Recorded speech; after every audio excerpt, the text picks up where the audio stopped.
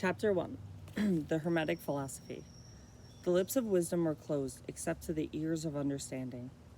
From old Egypt have come fundamental esoteric and occult teachings which have so strongly influenced the philosophies of all races, nations, and peoples. For several thousands of years, Egypt was home of the pyramids, and the Sphinx was the birthplace of hidden wisdom and mystic teachings. Her secret doctrine all nations have borrowed. India, Persia, Chaldea, Media, China, Japan, Assyria, Greece, Rome, other ancient countries partook liberally in the feast of knowledge which the Hierophants and the masters of the land, Isis, so freely provided to those who prepared to partake of the great store of mystic and occult love which the masterminds of the ancient lands had gathered together. In ancient Egypt dwelt the great adepts and masters who have never been surpassed, and who have seldom been equaled. During the centuries that have taken their processional flight since the days of the great Hermes, in Egypt was located the great lodge of the lodges of the mystics. At the doors of her temple entered the neophytes, who afterward, as hierophants, adepts, and masters, traveled to the four corners of the earth, carrying with them the precious knowledge which they were ready, anxious, and willing to pass on those who were ready to receive the same. All students of the occult recognized the debt that they owed to these venerable masters of that ancient land. But among these great masters of ancient Egypt, there was once dwelt one of whom masters hailed as the Master of Masters. This man, if man indeed he was, dwelt in Egypt in the earliest days. He was known as Hermes Trismegistus. He was the father of occult wisdom, the founder of astrology, discoverer of alchemy. The details of his life story are lost to history, owing to the lapses of the years through several ancient countries. They disputed with each other in their claims to the honor of having furnished his birthplace, and this thousands of years ago. The date of the sojourn in Egypt is that his last incarnation on this planet is not known, but it has been fixed at the early days of the oldest dynastics of Egypt, long before the days of Moses. The best authorities regard him as a contemporary of Abraham, and some Jewish traditions go as far to claim Abraham acquired a portion of his mystic knowledge from Hermes himself. As the years rolled by after his passing from this plane of life, tradition recording that he lived 300 years in flesh. The Egyptians deified Hermes and made him one of their gods under Thoth. Years after, the people of Greece also made him one of the gods, calling him Hermes, the god of wisdom. For many centuries, calling him the scribe of the gods, bestowing him distinctively his ancient title, Trismegistus, meaning thrice great, the greatest great. In ancient lands, Hermes Trismegistus was revered, the name being synonymous with the fount of wisdom.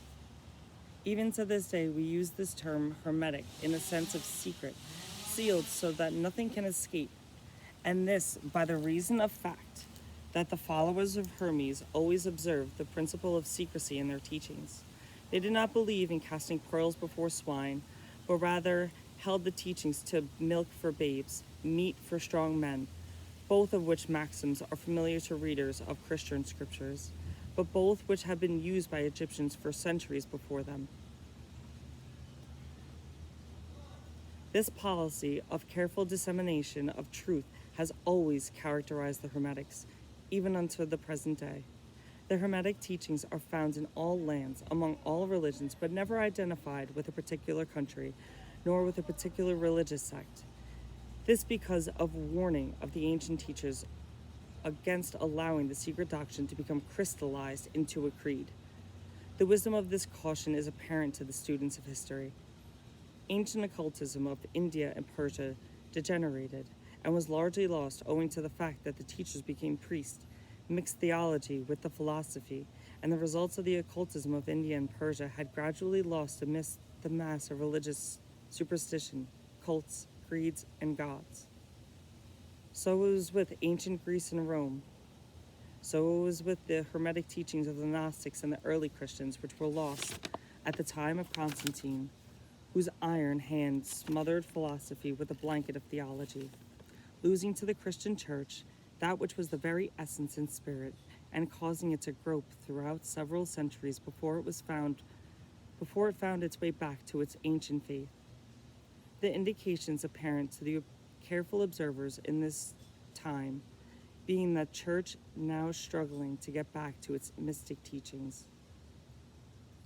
There were always a few faithful souls who kept alive the flame, tending it carefully, and not allowing its light to become extinguished. And thanks to these staunch hearts and fearless minds, we have the truth still with us. But it is not found in books to any great extent. It has been passed along from master to student, initiate to hierophant, lip to ear. When it was written down at all, its meaning was veiled in terms of alchemy and astrology, so that only those possessing the key could read it aright. This was made necessary in order to avoid the persecutions of the theologians of Middle Ages, who fought the secret doctrine with fire and sword, stake, giblet, and cross. Even to this day, there will be found but few reliable books on the Hermetic philosophy, although there are countless references in many books written on various phases of occultism. And yet the Hermetic philosophy is the only master key which will open the doors of the occult teachings. In the early days, there was a compilation of certain basic doctrines passed from teacher to student, which was known as the KYBALION. The exact significance and meaning of the terms have been lost for centuries. This teaching, however, is known to many whom it is descended from mouth to ear, and throughout the centuries, its precepts have never been written down or printed, so as far as we know, it merely is a collection of maxims, axioms, with precepts, which were not understandable to outsiders, but which were readily understood by the students. After the axioms, maxims, and precepts that had been explained, exemplified by the Hermetic initiates to the neophytes, these teachings really constituted the basic principle of the art of Hermetic philosophy, which, contrary to general belief, dealt in the mastery of mental forces rather than material elements, the transmutation of one kind of mental vibration into others, instead of changing one kind of metal into another. The legend of the Philosopher's Stone, which would turn base metal into gold, was an allegory relating to the Hermetic philosophy, readily understood by the students of true Hermeticism. There's one person here too.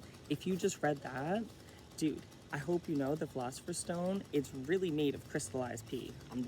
Dude, that's, go for you. In this little, in this little book, of which is the first lesson, we invite our students to examine the Hermetic teachings as set forth in the KYBALION and explained by ourselves, humble students of the teachings, who, while bearing the title of initiates, are still students at the feet of Hermes and the Master. We herein give you many maxims and axioms and precepts of the KYBALION, accompanied by explanations and illustrations, which we deem likely to render the teachings more easily comprehended by the modern student, particularly as original text is purposely veiled in obscure terms. The original maxim, axioms, and precepts of the KYBALION are printed herein in quotation marks, the proper credit being given.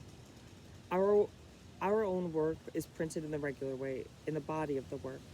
We trust that the many students whom we now offer this little work will derive as much benefit from the study of the pages as have many who have gone before,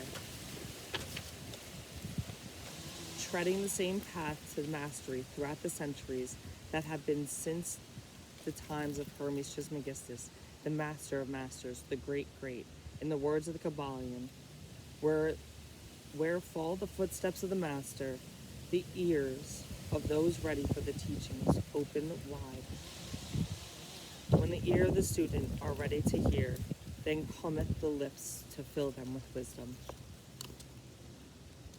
So that according to teaching, the passage of this book to those ready for instruction will attract the attention of such as prepared to receive the teaching. And likewise, when the pupil is ready to receive the truth, then will this little book count to him or her?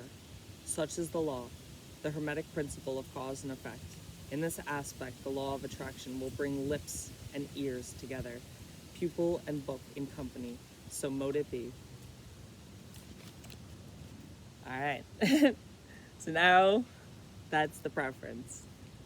Here is the 7 principles. The 7 Hermetic principles. The principles of truth are 7.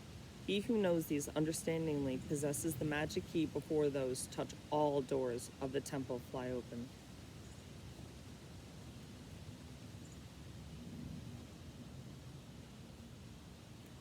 The 7 Hermetic principles upon which the entire Hermetic philosophy is based are as follows: the principle of mentalism, the principle of correspondence, the principle of vibration, the principle of polarity, the principle of rhythm, the principle of cause, and the principle of effect.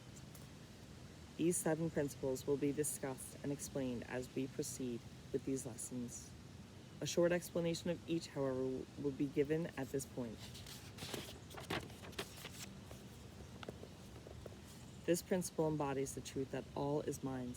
It explains that the all, which is substantial reality underlying all outward manifestations and appearances, which we know under the terms the material universe, the phenomena of life, matter, energy, and in short, all that is apparent to our material senses, is spirit, which in itself is unknowable and undefinable, but which may be considered and thought of as a universal, infinite, living mind.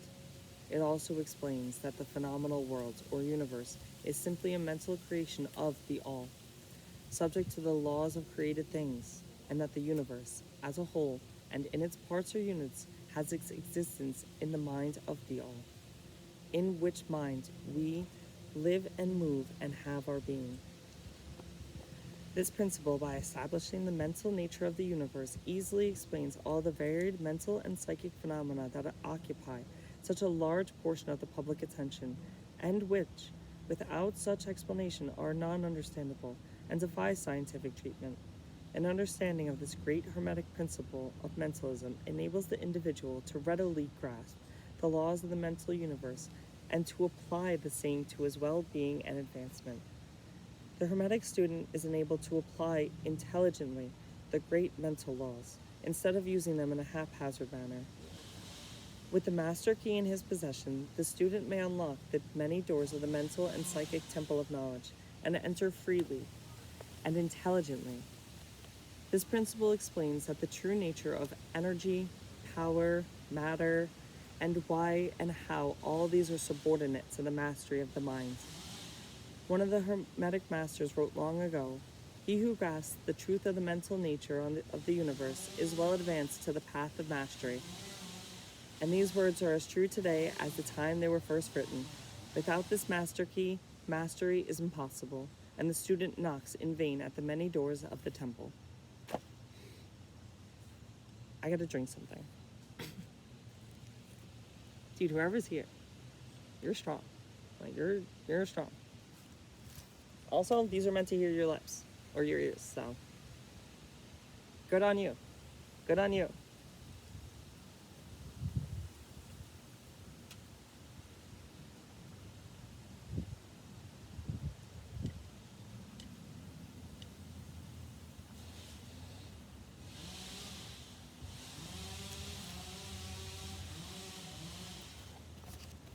Amen. BBW lover Joe, what's up?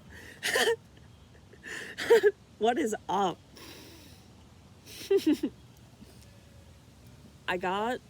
Alright, so it's the 5th one. If you can last here for 3 more points, probably like 10 more minutes. Dude, all these are gas, but like, rhythm is, that was the one yesterday. I was like getting through to people. The principle of correspondence. As above, so below. As below, so above. This principle embodies the truth that there is always a correspondence between the laws and phenomena of the various planes and being of life.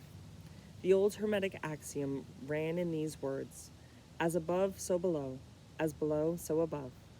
And the grasping of this principle gives one the means of solving many a dark paradox and the hidden secret of nature. There are planes beyond our knowing, but when we apply the principle of correspondence to them, we are able to understand much that would otherwise be unknowable to us. This principle is of universal application and manifestation on the various planes of the material, mental, and spiritual universe. It is a universal law. The ancient Hermetics considered this principle as one of the most important mental instruments by which man was able to pry aside the obstacles which hid from the view from the unknown.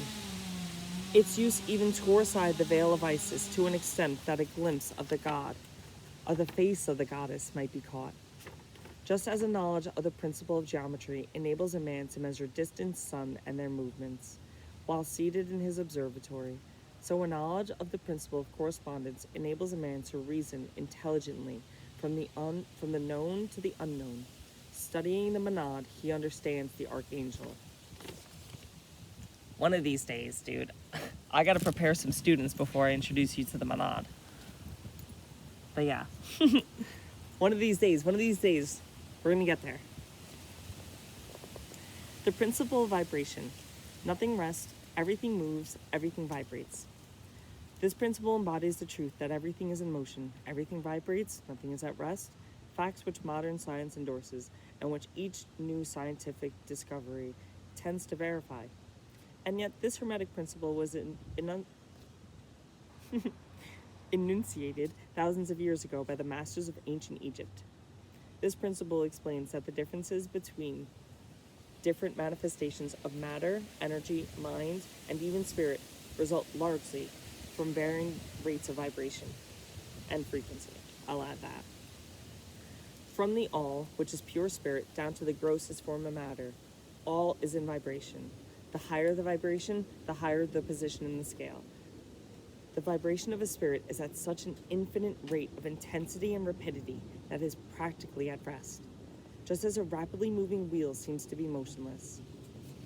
And at the other end of the scale, there are gross forms of matter, whose vibrations are so low as to seem at rest. Between these poles, there are millions upon millions of varying degrees of vibration.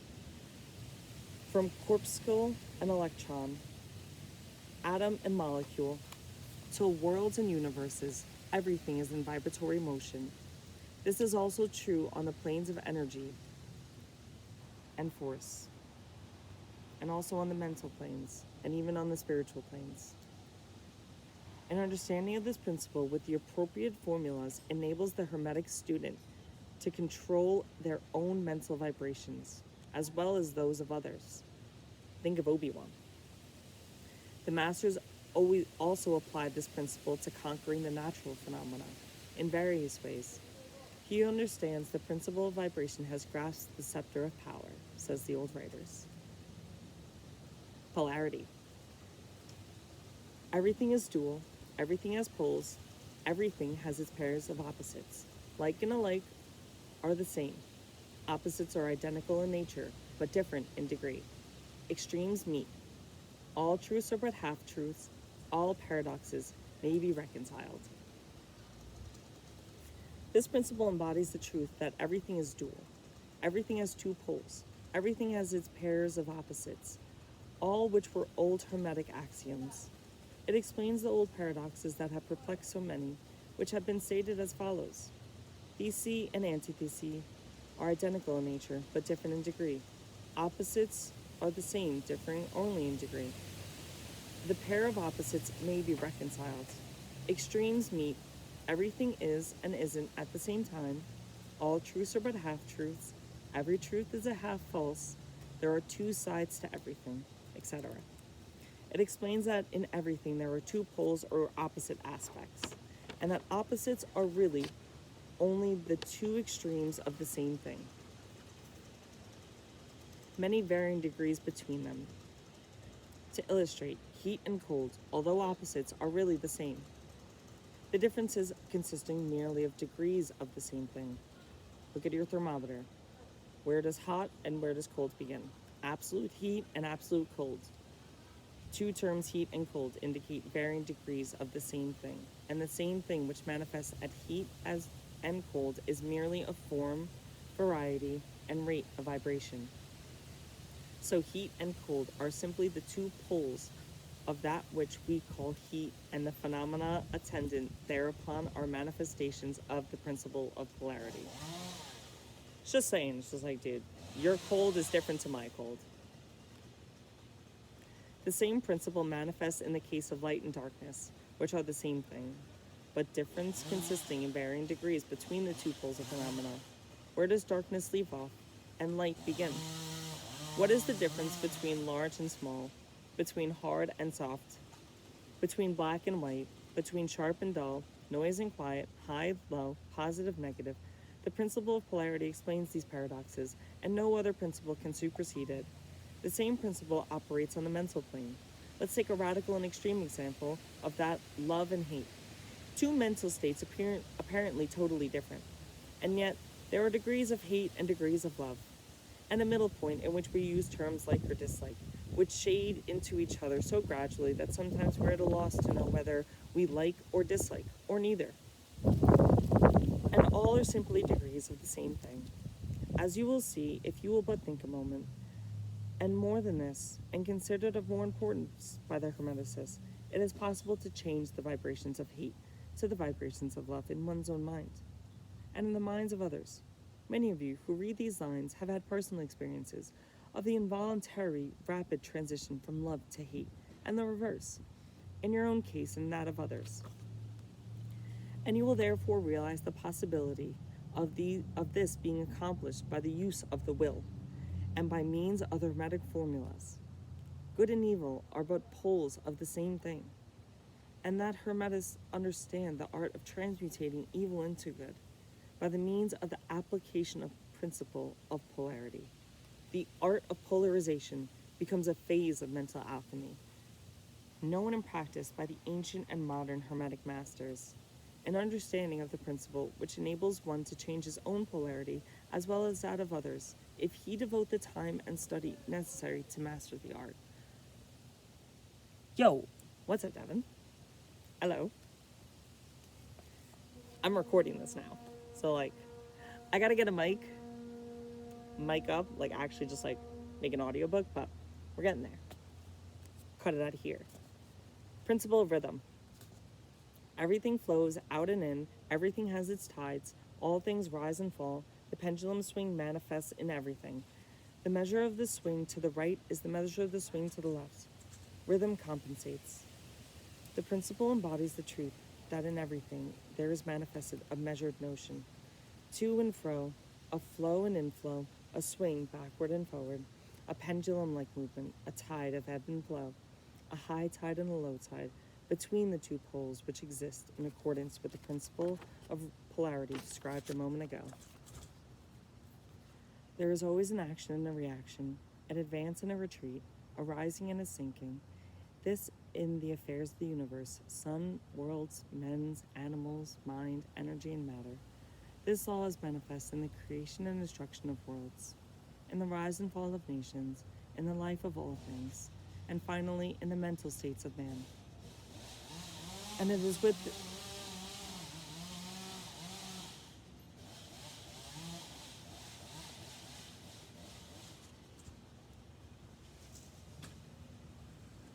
you knocked the tree down. You got it done clean too. The Hermeticists have grasped this principle, finding its universal applications, and have also discovered certain means to overcome its effects in themselves by the use of the appropriate formulas and methods. They apply the mental law of neutralization. They can annul the principle or cause it to cease its operation, but they have learned to escape its effects upon themselves to a certain degree, depending upon the mastery of this principle. They have learned to use the pendulum swing instead of being used by it. In this and similar methods consists the art of Hermeticists. The master of Hermetics polarizes himself at the point at which he desires to rest, then neutralizes the rhythmic swing of the pendulum which would tend to carry him to the other pole. All individuals who have attained any degree of self-mastery do this to a certain degree, more or less unconsciously, but the master does this consciously, and by the use of his will, and attains a degree of poise and mental firmness almost impossible of belief upon the part of the masses who are swung back and forth like a pendulum. This principle and that of polarity had closely studied by the Hermeticists, and the methods of counteracting, neutralizing, and using them form an important part of the Hermetic mental alchemy. The principle of cause and effect. Every cause has its effect, every effect has its cause. Everything happens according to law. Chance is but a name for law not recognized. There are many planes of causation, but nothing escapes the law. This principle embodies the fact that there is a cause for every effect, an effect from every cause. It explains everything happens according to law, that nothing ever merely happens. There is no such thing as chance, that while there are various planes of cause and effect, the higher the dominating, the lower planes, still nothing entirely escapes the law. The Hermetist understands the art and methods rising. The Hermeticists understand the art and methods of rising above the ordinary plane of cause and effect to a certain degree, becoming causers instead of effects. The masses of people are carried along obedient to the environment, the wills and desires of others stronger than themselves, heredity, suggestion, and other outward causes moving them about like pawns on the chessboard of life. But the masters, rising to the plane above, dominate their moods, characters, qualities, and powers, as well as the environment surrounding them, and become movers instead of pawns.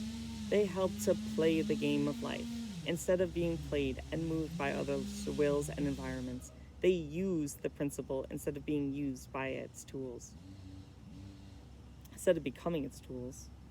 The masters obey the causation of the higher planes, but they help to rule on their own plane.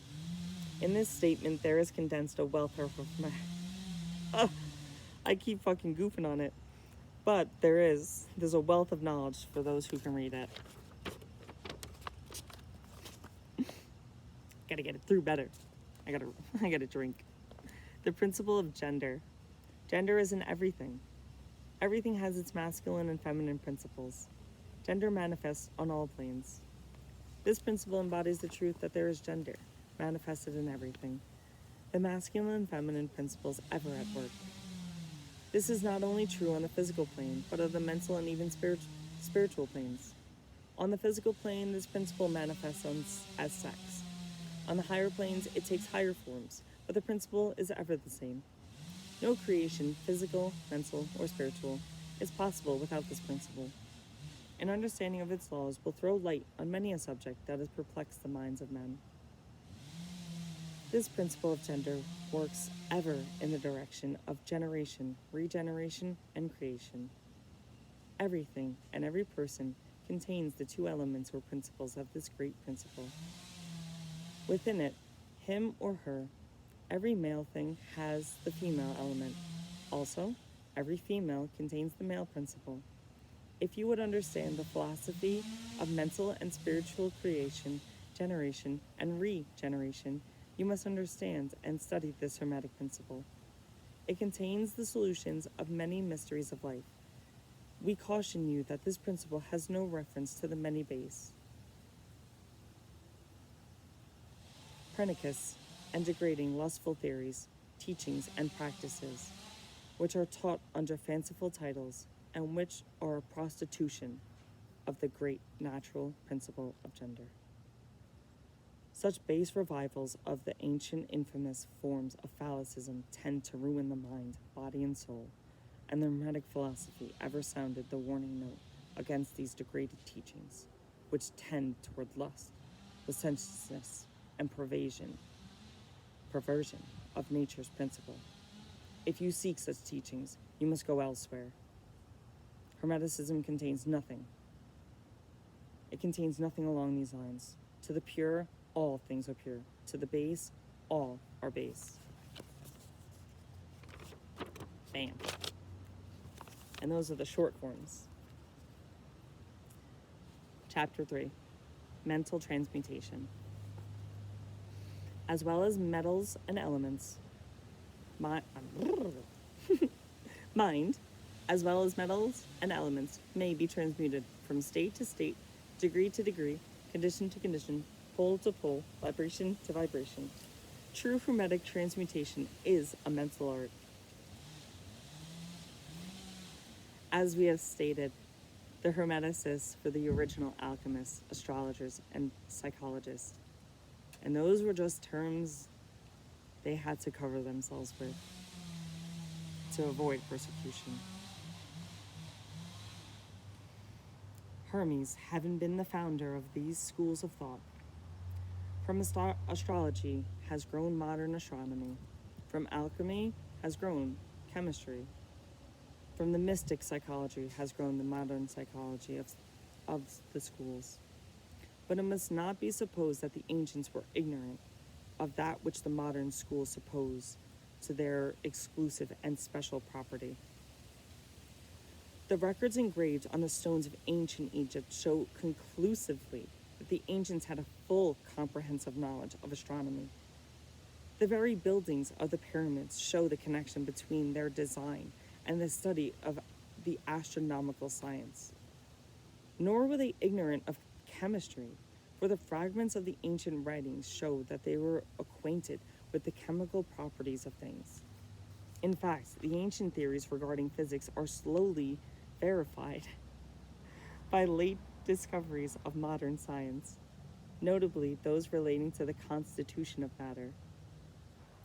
Nor must it be supposed that they were ignorant of the so-called modern discoveries in psychology. On the contrary, Egyptians were especially skilled in the science of psychology, particularly in the branches that modern schools ignore, but which, nevertheless, are being uncovered under the name of psychic science, which is being perplexing the psychologists of today, and making them reluctantly admit there may be something in it after all. The truth is that beneath the material chemistry, the astronomy, and psychology, that is, the psychology in its phase of brain action, the ancients possessed a knowledge of transcendental astronomy,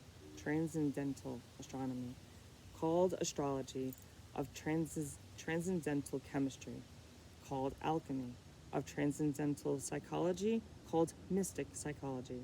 They possessed the inner knowledge as well as the outer knowledge, the latter alone being possessed by modern scientists.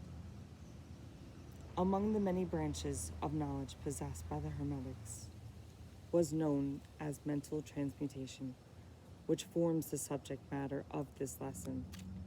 Transmutation is a term usually employed to designate the art of transmutating metals, particularly base metals, into gold. The word transmute means to change from one nature, form, or substance into another, or transform.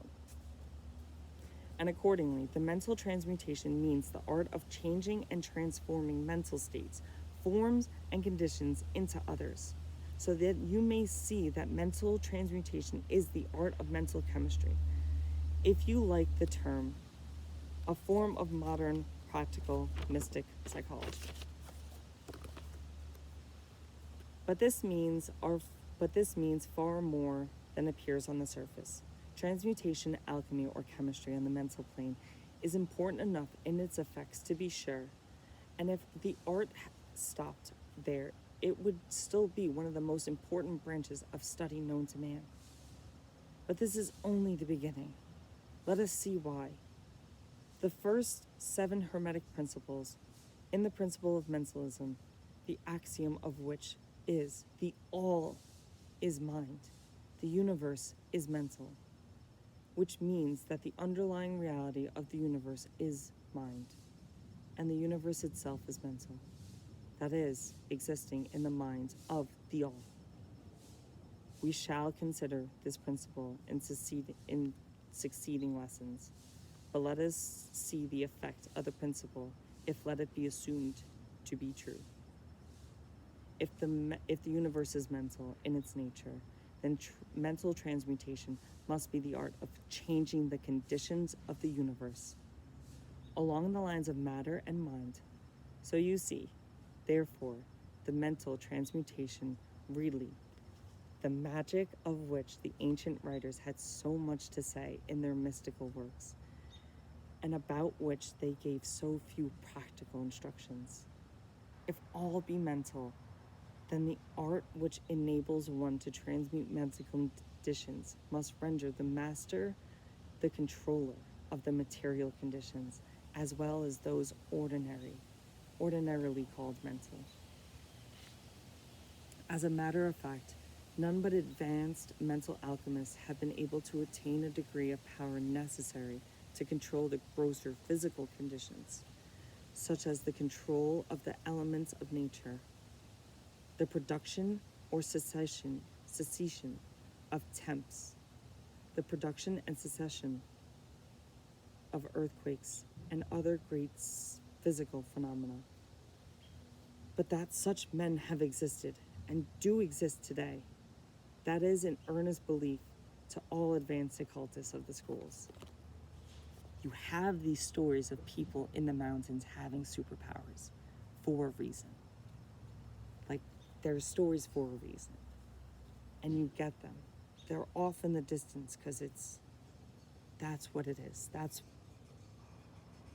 where it is in your mind. It's in that quiet place. It's in that quiet place that the masters exist and have these powers. The best teachers assure their students, having had experiences which justify them in such belief and statements. You have your testimonials. These masters do not make public exhibitions of their powers, but seek seclusion from the crowds of men in order to better work their way along the path of attainment. We mention their existence at this point merely to call your attention to the fact their power is entirely mental and operates along the lines of the higher mental transmutation under the Hermetic principle of mentalism. The universe is mental. Wait a little second. Y'all are beautiful. I can't click to see who's here, but whoever's here, I know you're awesome. And I hope your day is going well.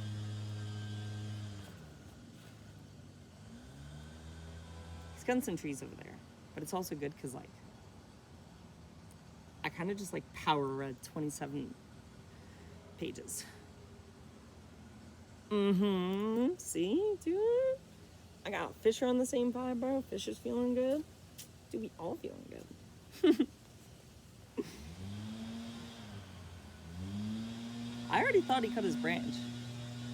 You fucking dude, this dude. I was like, I'll climb the tree for you. I'll do it barefoot. And dude, same. It was good. Like a monkey. He just.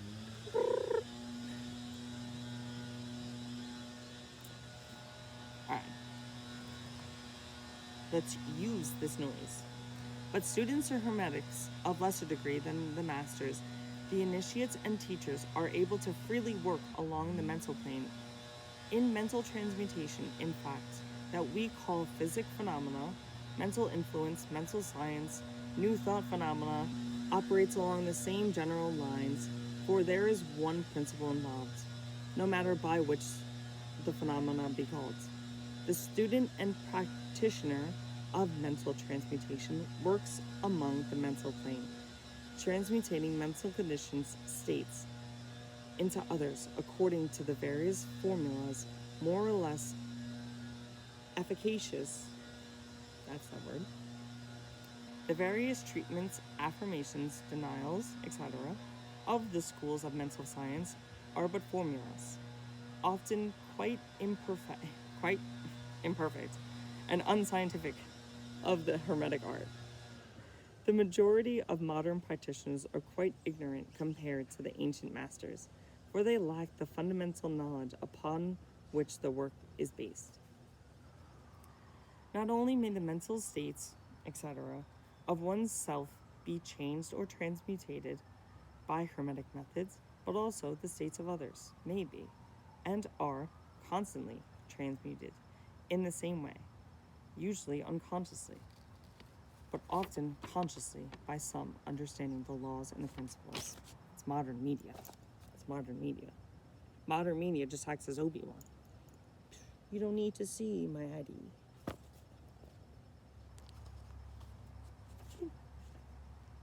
But often consciously by some understanding the laws and principles. In cases where the people affected are not informed of the principles self-protection. And more than this, as many students and practitioners of modern mental science know, every material condition, depending upon the minds of other people, may be changed or transmuted in accordance with the earnest desire, will, and treatments of person desiring changed conditions of life. The public are so generally informed regarding these things at present that we do not deem it necessary to mention the same at length. Our purpose at this point being merely to show the Hermetic principle and art underlying all of these various forms of practice, good and evil, for the force can be used in opposite directions, according to the Hermetic principles of polarity. In this little book, we shall state the principle of mental transmutation, that all who read may grasp the underlying principles, and thus possess the master key that will unlock the many doors of the principle of polarity. We shall now proceed to a consideration of the first of the 7 Hermetic principles, the principle of mentalism, in which is explained the truth that all is mind, the universe is mental, in the words of the KYBALION. We ask the close attention and study of these great principle on the part of our students, for it really is the basic principle of the whole philosophy and the Hermetic art of mental transmutation. Comes from you, not at you. You big, beautiful thing. Life rebounds off that fat ass of yours. Honey, it's as simple as that. I see you walking around with all that ass, and you're wondering why such things bounce back at you. If you could see the ripples and the vibrations, you would understand. I forgot to brush my teeth, bro. And I just chugged coffee. I gotta get this shit off. If you didn't know, your saliva, incredibly beneficial to your oral health. Sorry. I may have just read fucking 40 pages of like some shit. But the only thing I'm serious about is being unserious. And that's what you should be. Because this world is beautiful and simple. That's it. Everything deserves a smile. Because it's not as fucking bad. It's simple. Jeremy Fisher, you've been here for a minute and your mental state is darn strong. I don't know when you joined in, but the preference, especially to this, like those principles, is you get it when you're ready. And you a strong cat, dude. You a strong cat. How's your day going?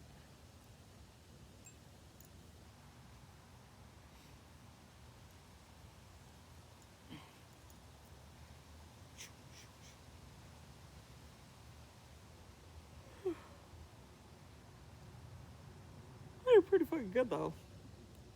Kind of like, well, whatever. Do everything with your own touch. A little freestyle. Just for like 40 minutes though. There we go. There we go. There we go. Dude, I hope it's as nice as here, man. Like, it's been, the last 2 days has been like this. Like, yesterday there was nothing. The clarity of yesterday was awesome. Today there's some clouds. But